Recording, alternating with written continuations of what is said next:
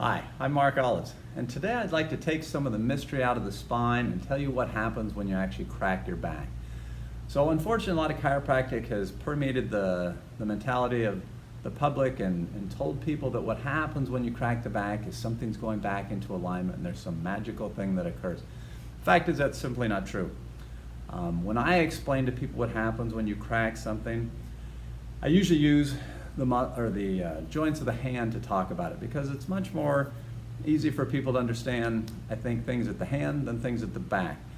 There's a lot of mystery with the back that people think, oh, there's a lot of nerves and stuff going on back there that, it just behaves differently. I tell people it's not. It's the same tissues that are in your back that are in your hand.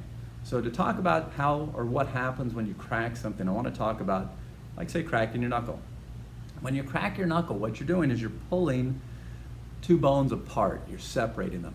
When you do that, you create an increased volume of space or a void. Now there's liquid that's in this joint, and within this liquid there's gas that's dissolved. And as I pull the two bones apart, that gas now has more space to go out of a liquid form, turn into a gas, form bubbles, and pop. And that's what creates the cracking. I usually liken this to like a 2-liter bottle of Pepsi. So if you've got a 2-liter bottle of Pepsi, before you open it, you can look in there and you can say, I don't know, I can see a few bubbles, but not a ton. But then as you take the cap off, what you're doing is you're releasing pressure, you're increasing the volume available to the gas. The gas then says, oh, this is our chance to escape. Forms bubbles, they expand and pop, or fizz, whatever you want to think of. It's the same exact mechanism that's happening in your joint when you pull the two bones apart and you get that release of gas as there's an expansion available. So that's what actually happens when you crack your knuckle. You're not getting any movement back into place. There's no misalignment. I tell people, I read thousands of radiology reports and you'll never see a radiologist say that, oh, the spine was out of alignment at a certain segmental level. It just doesn't happen. You might see a radiologist write that there's a curve that's missing or a curve that's present in the spine, and that could be due to muscular tightness. So if I have tightness with muscle guarding, and maybe muscles are guarding on one side of my spine more than the other, it will create a situation in which I might be side bent off to one side. And this is where you can get relief from cracking something.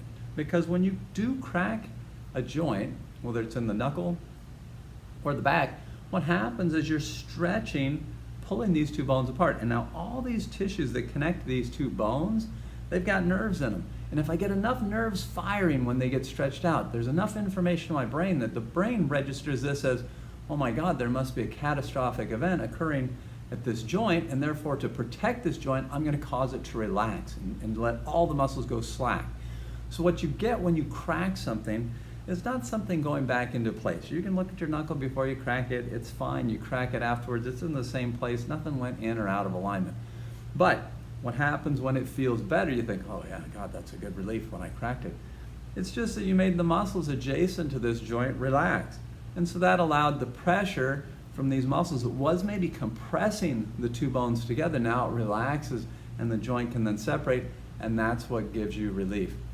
I'm going to make another video soon that's going to tell you the dangers, however, of cracking something and why you don't want to just continue to do this as a regular part of your routine. I hope this helps you to understand the back a little bit more. Thanks.